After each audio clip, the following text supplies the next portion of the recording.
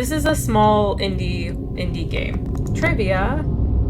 Ah, you have to find it. Alright, let's do it.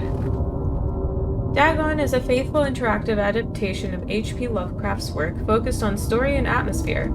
You will not find difficult choices, action sequences, or inventory management here, and movement is limited to progressing through locations along with the plot. I see. I am writing this under an appreciable mental strain, since by tonight I shall be no more. By tonight I will be no more. Okay. During the game, you will encounter interactive elements. Some of them will allow you to continue your journey, others reveal interesting facts about the original short story, its historical background, and the author. Some of the trivia is hidden. In order to find these secrets, focus your eyes and look for the Elder Sign. You can also access all the found facts later. They will be available in the main menu. Penniless, and at the end of my supply of the drug which alone makes life endurable, I can bear the torture no longer, and shall cast myself from this garret window into the squalid street below. Okay, so we're contemplating suicide because we don't have morphine? Do not think from my slavery to morphine that I am a weakling or a degenerate. When you have read these hastily scrawled pages, you may guess, though never fully realize, why it is that I must have forgetfulness or death. Morphine entered into use in the 19th century and was routinely administered to treat severe pain during the American Civil War and World War I. It was also sold without restrictions until 1914. Morphine became more popular after the invention of the hypodermic syringe around 1854. Friedrich Serturner, I think I'm butchering that, who first isolated the substance, originally named it morphium, after Morpheus, the Greek god associated with dreams. At the time when Dagon was published, morphine abuse, known as soldier's disease, already posed a big problem in the United States. Interesting.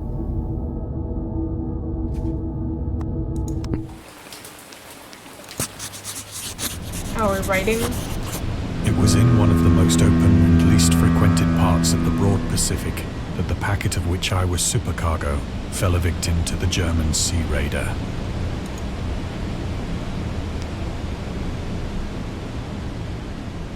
Ooh, this is pretty.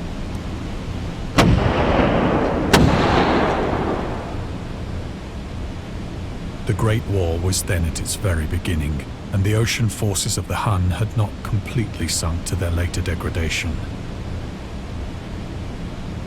So that our vessel was made a legitimate prize, whilst we of her crew were treated with all the fairness and consideration due us as naval prisoners.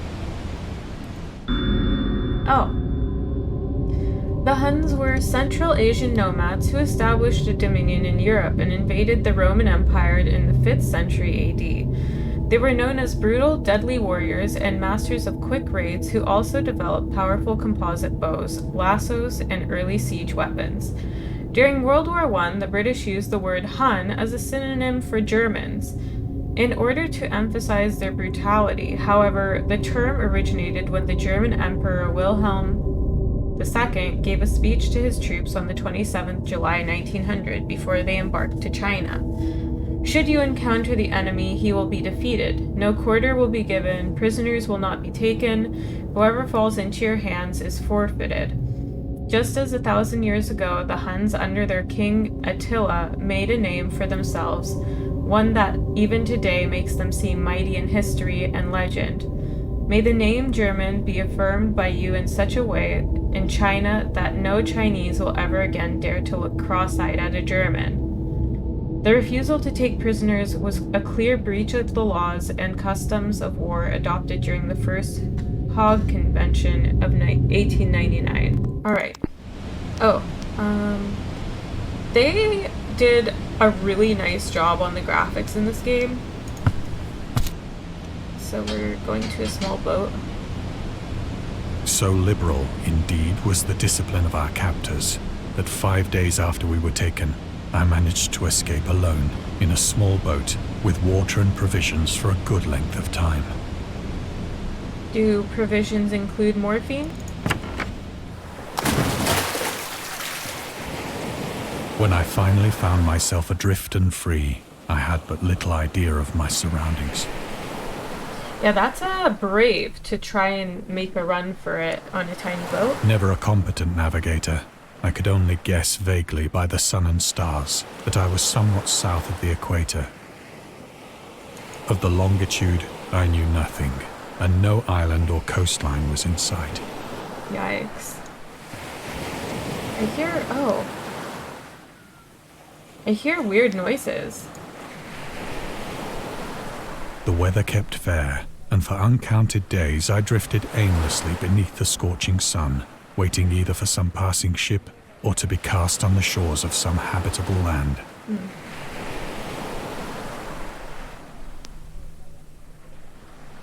But neither ship nor land appeared, and I began to despair in my solitude upon the heaving vastness of unbroken blue.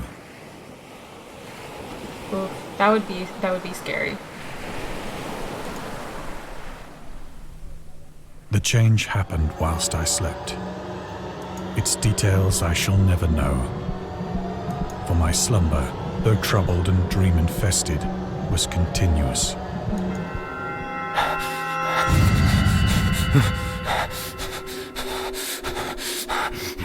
Ooh, this is spooky.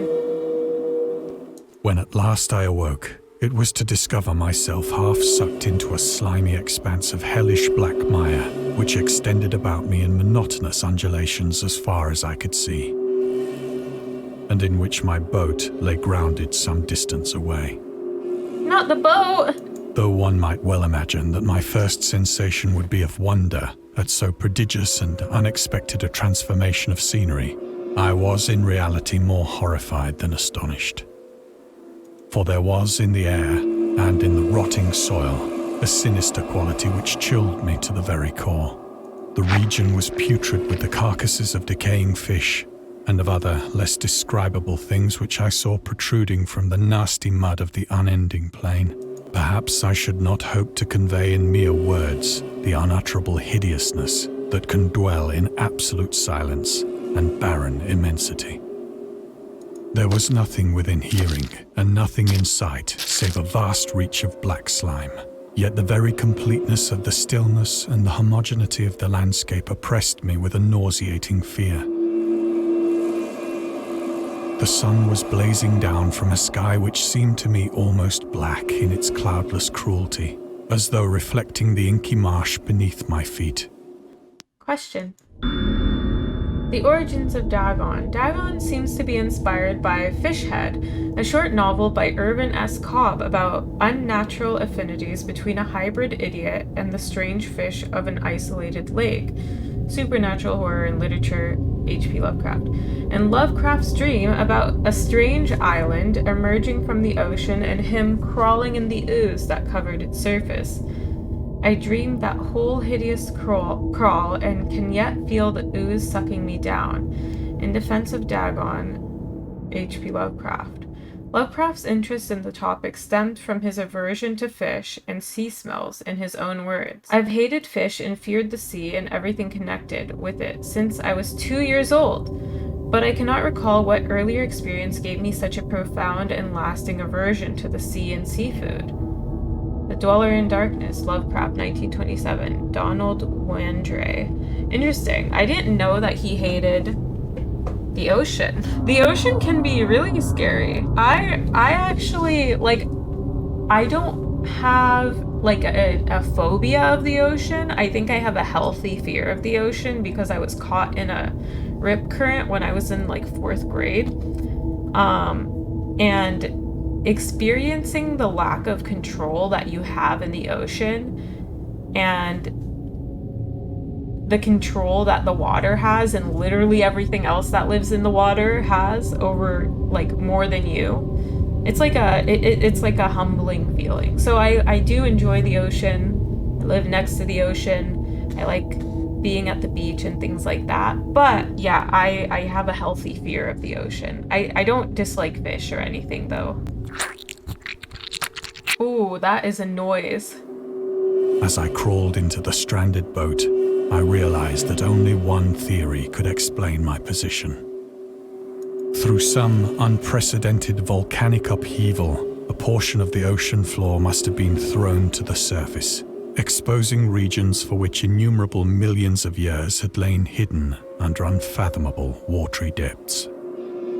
So great was the extent of the new land which had risen beneath me that I could not detect the faintest noise of the surging ocean, straining my ears as I might. Oh, wow. Nor were there any seafowl to prey upon the dead things. For several hours I sat thinking or brooding in the boat, which lay upon its side and afforded a slight shade as the sun moved across the heavens. As the day progressed, the ground lost some of its stickiness and seemed likely to dry sufficiently for traveling purposes in a short time. That night I slept but little, and the next day I made for myself a pack containing food and water, preparatory to an overland journey in search of the vanished sea and possible rescue. Wouldn't you be disturbed by the moving tentacles around you? Alright, let's see what we have here. Do we have any trivia we can find before we leave? It doesn't seem so. On the third morning, I found the soil dry enough to walk upon with ease. The odor of the fish was maddening, but I was too much concerned with graver things to mind so slight an evil, and set out boldly for an unknown goal. Wouldn't the smell kind of subside over time? Because don't your, senses get used to it? Good, I think we just walk forward towards the sun.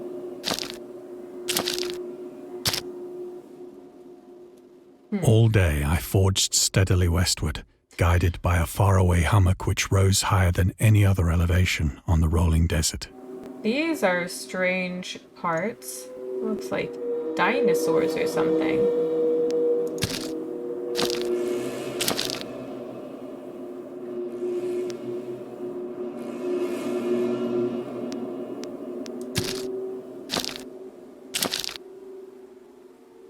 That night, I encamped, and on the following day still travelled toward the hummock, though that object seemed scarcely nearer than when I had first espied it. The horrors of the ocean. The creator of the Cthulhu Mythos and the fictional underwater city of... I am gonna butcher this. How do you say this? Rillier? Was convinced that life could not exist at the bottom of the ocean because the water pressure would make it uninhabitable. Interesting. Today we know that the darkest depths of the ocean are home to many peculiar organisms, the deepest dwelling fish we have discovered so far. The Mariana snailfish can live about 8,000 meters, more than 26,000 feet, below the ocean's surface, in never-ending darkness and at hellishly crushing pressures, hundreds of times stronger than those found at sea level. Upon glancing at the modern photos of deep-sea creatures, such as the anglerfish, the fangtooth, or the viperfish, and their truly Lovecraftian characteristics, it's hard not to find some irony in this. I didn't know that he didn't believe that nothing lived at the bottom of the ocean. That's interesting.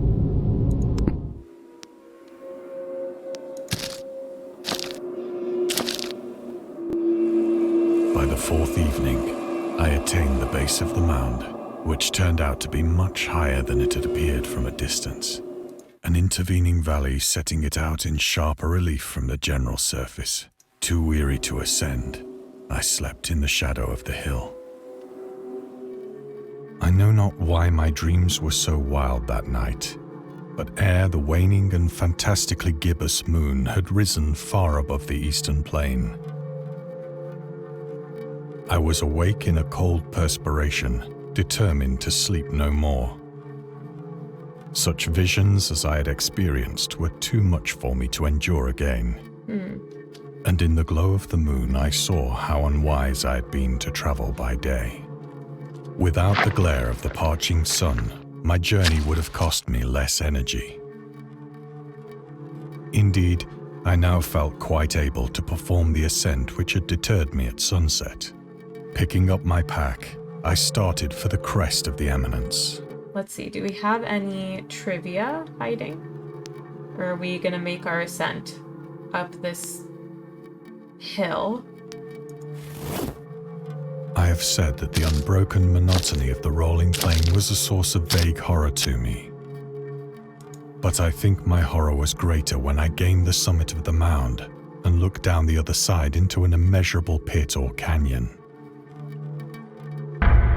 whose black recesses the moon had not yet soared high enough to illumine. I felt myself on the edge of the world, peering over the rim into a fathomless chaos of eternal night.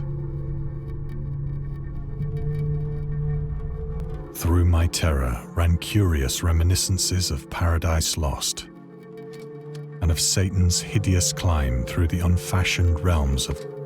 Oops. As the moon climbed higher in the sky, I began to see that the slopes of the valley were not quite so perpendicular as I had imagined. Ledges and outcroppings of rock afforded fairly easy footholds for a descent. Descent into darkness. Whilst after a drop of only a few hundred feet, the declivity became very gradual. Are we... Oh, wow, he's brave.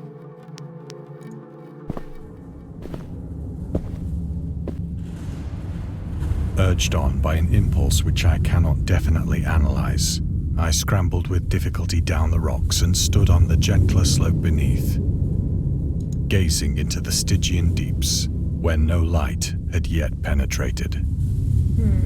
All at once, my attention was captured by a vast and singular object on the opposite slope, which rose steeply about 100 yards ahead of me, an object that gleamed whitely in the newly bestowed rays of the ascending moon.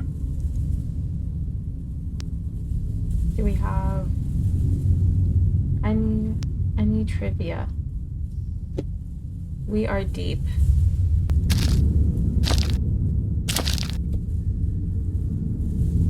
That it was merely a gigantic piece of stone, I soon assured myself. But I was conscious of a distinct impression that its contour and position were not altogether the work of nature. A closer scrutiny filled me with sensations I cannot express. That would be a concerning slab as well. Considering the situation we're in, like, this would concern me. For despite its enormous magnitude, and its position in an abyss which had yawned at the bottom of the sea since the world was young, I perceived beyond a doubt that the strange object was a well-shaped monolith. Monolith? Whose massive bulk had known the workmanship and perhaps the worship of living and thinking creatures. Dazed and frightened, yet not without a certain thrill of the scientist's or archaeologist's delight, I examined my surroundings more closely. Good idea. And yeah, we have a rock over there. We have stars, moon, and we're surrounded by whatever we're in.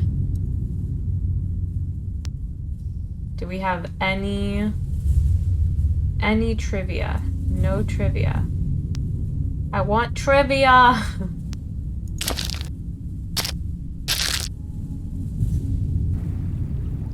The moon, now near the zenith, shone weirdly and vividly above the towering steeps that hemmed in the chasm. Oh.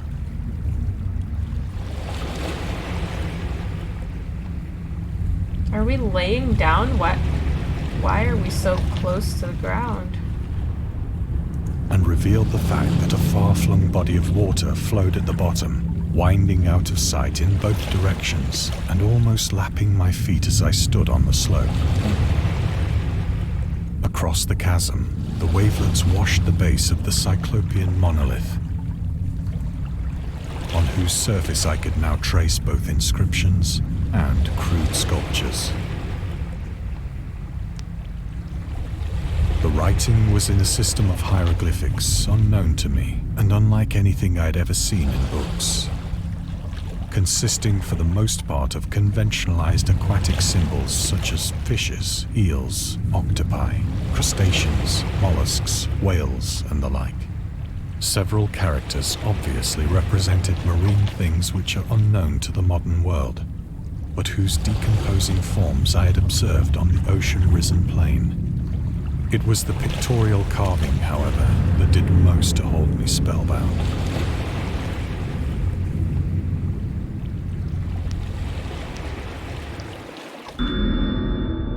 Storytelling methods. Dagon contains many themes and storytelling methods that Lovecraft developed in his later works, such as telling the story through carvings at the Mountains of Madness, the Nameless City, journals and characters' notes, the shadow out of time, the haunter of the dark, islands emerging from the ocean, the call of Cthulhu, or fictional beings and deities based on real events and mythologies. Migo in The Whisper in Darkness. His name was Migo. It's also considered the origin of the popular Cthulhu Mythos. Some of Lovecraft's other stories also conclude in a manner similar to Dagon, but let's skip the details in order not to spoil that ending. Plainly visible across the intervening water on account of their enormous size were an array of bas-reliefs whose subjects would have excited the envy of a doré. I think that these things were supposed to depict men, at least a certain sort of men. Fishmen? Though the creatures were shown disporting like fishes in the waters of some marine grotto, or paying homage at some monolithic shrine which appeared to be under the waves as well. Of their faces and forms I dare not speak in detail, for the mere remembrance makes me grow faint. Grotesque beyond the imagination of a Poe or a Bulwer. They were damnably human in general outline, despite webbed hands and feet, shockingly wide and flabby lips, glassy, bulging eyes, and other features less pleasant to recall. Curiously enough, they seemed to have been chiseled badly out of proportion with their scenic background, for one of the creatures was shown in the act of killing a whale, represented as but little larger than himself. Wow. I remarked, as I say, their grotesqueness and strange size, but in a moment decided that they were merely the imaginary gods of some primitive fishing or seafaring tribe. Some tribe whose last descendant had perished eras before the first ancestor of the Piltdown or Neanderthal man was born. I'm wondering why some words are bold and some aren't. Awestruck at this unexpected glimpse into a past beyond the conception of the most daring anthropologist, I stood musing whilst the moon cast queer reflections on the silent channel before me. Then, suddenly, I saw it. Saw what? What did you see?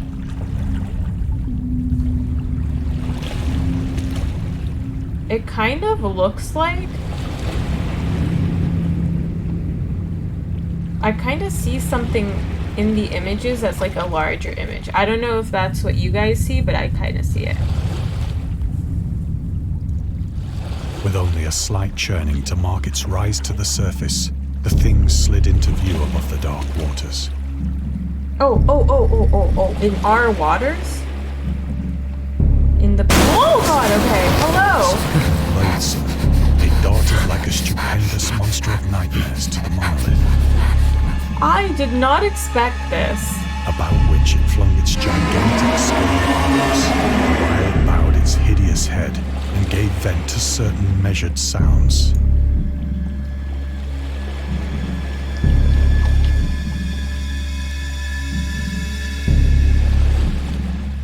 I think I went mad then.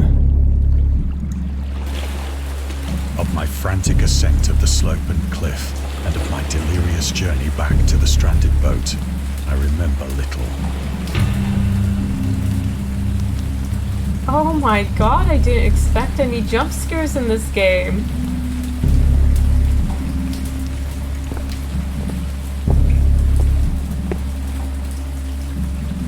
I believe a great deal and laughed oddly when I was unable to sing.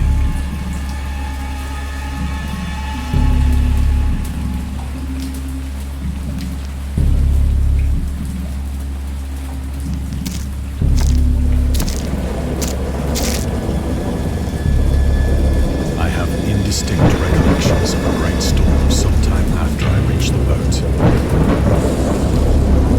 At any rate, I know that I heard pearls of thunder and other tones which nature utters only in her wildest moods.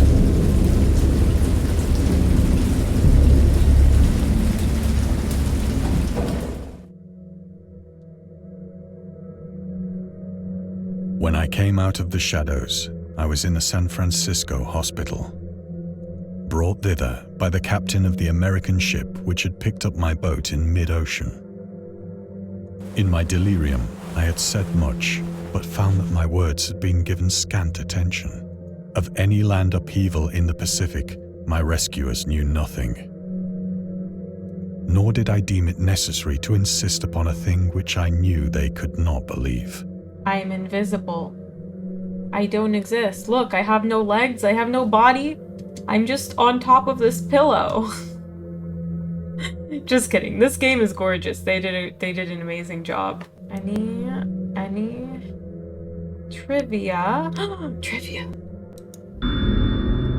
The journalist. Lovecraft was a prominent figure in the world of amateur journalism. In 1915, he started publishing his own journal called The Conservative, which included political and social commentary, poetry, short stories, and literary criticism written by him and other authors. If I'm not mistaken, Lovecraft was racist, so would be interesting to see what he wrote politically.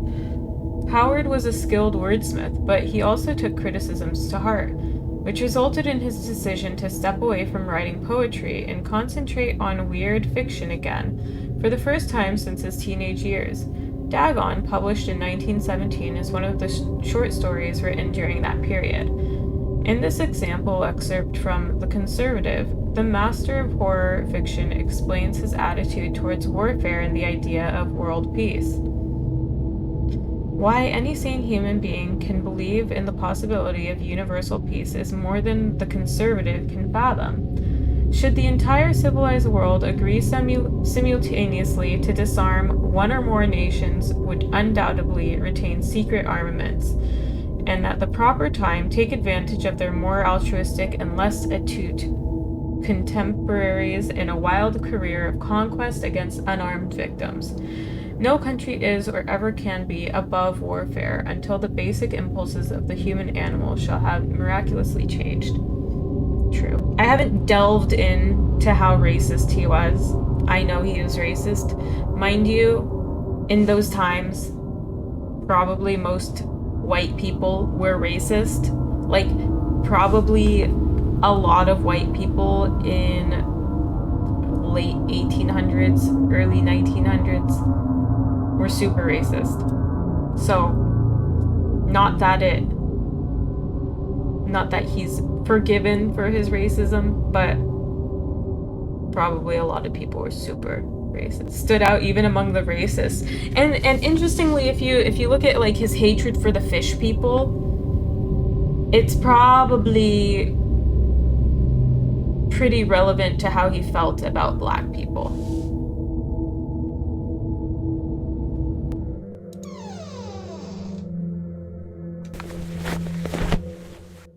Once I sought out a celebrated ethnologist and amused him with peculiar questions regarding the ancient Philistine legend of Dagon, the fish god. Ooh.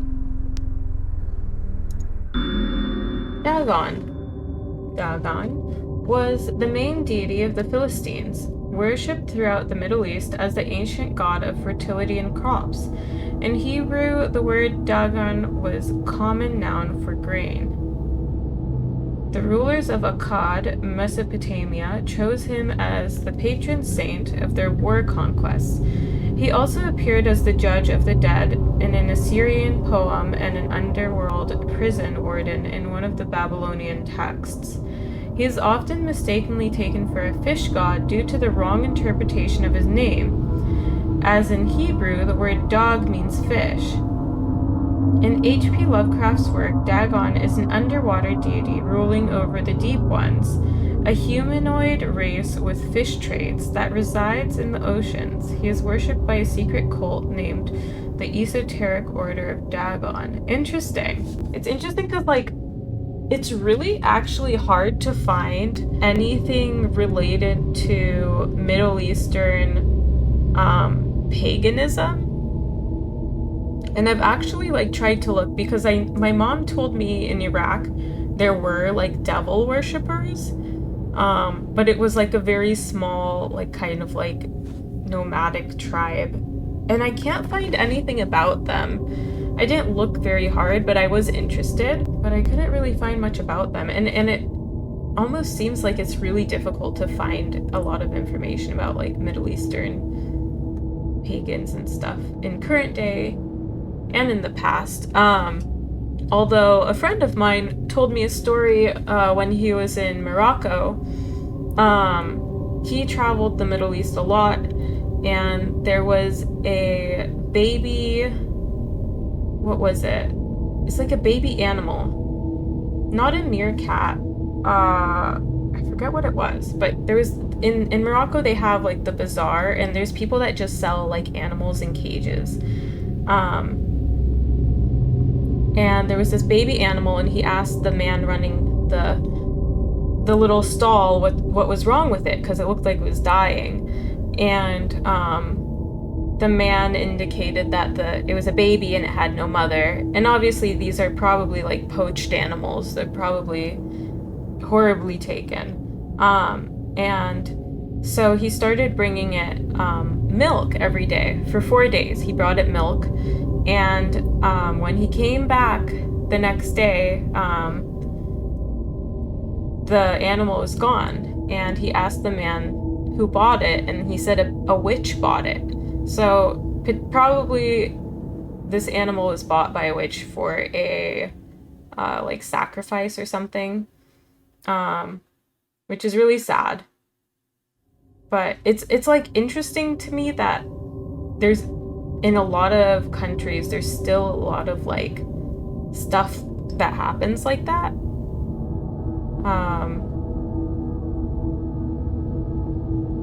Alright, so we have brought this information to someone, and are we sitting in this chair?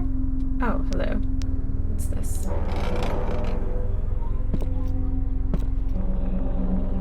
But soon perceiving that he was hopelessly conventional, I did not press my inquiries.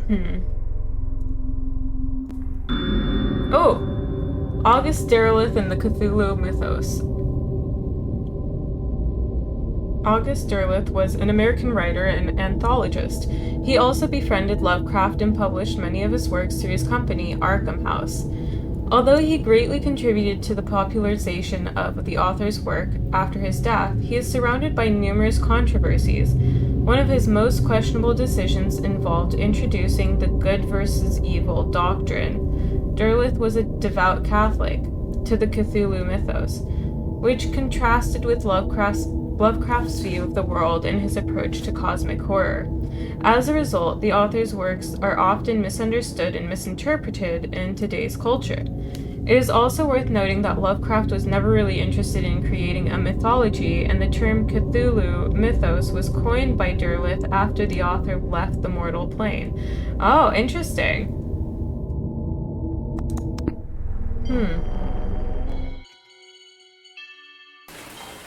It is at night, especially when the moon is gibbous and waning, that I see the thing.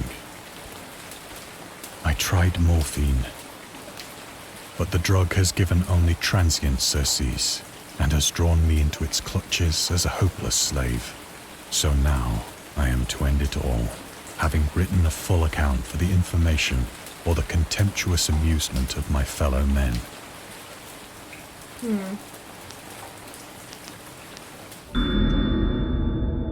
Lovecraft on tobacco and alcohol.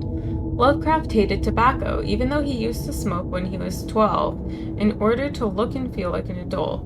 In his correspondence with friend Reinhard Kleiner, he claims that he quit as soon as he started wearing long pants. He also had a very strong opinion about alcohol, as evidenced by his letter to Zelia Brown, dated 13th February 1928. As for the matter of drinking, I have never tasted intoxicating liquor, and never intend to, having a strong aesthetic disgust at anything which blunts or coarsens the delicate natural equipoise of the evolved human intellect and imagination. Drinking excited my personal repugnance, hence I don't drink. Let the herd do what they will. I am rather in favor of the prohibition of any one antisocial force as well as any other. Source: The Spirit of Revision, Lovecraft's Letters to Zelia Brown. Interesting. I think that was all there was there.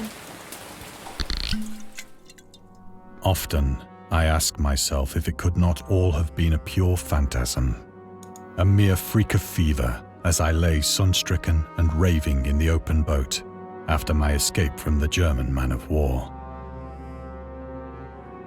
This I ask myself, but ever does there come before me a hideously vivid vision in reply.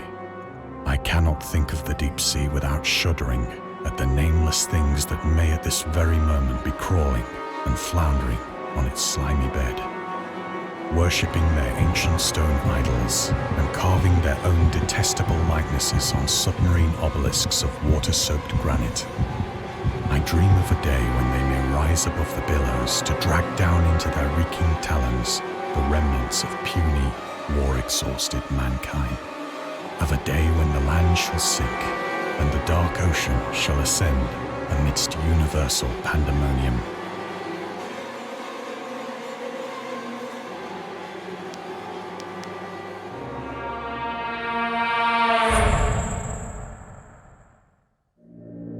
The end is near. Oh. That is noises. I like how his wallpaper are fishes. The end is near. I hear a noise at the door, as of some immense slippery body lumbering against it. Sounds slimy.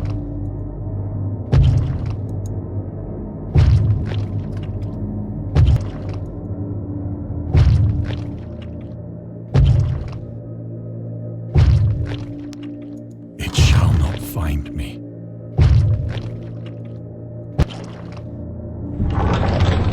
Oh no. It found you? God, that hand! He's gonna fall out of his window, I think. The window! The window!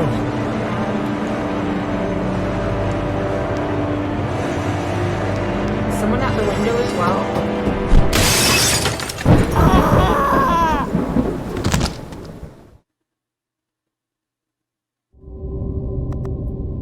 That was very good. That was really, the voice acting was really good, and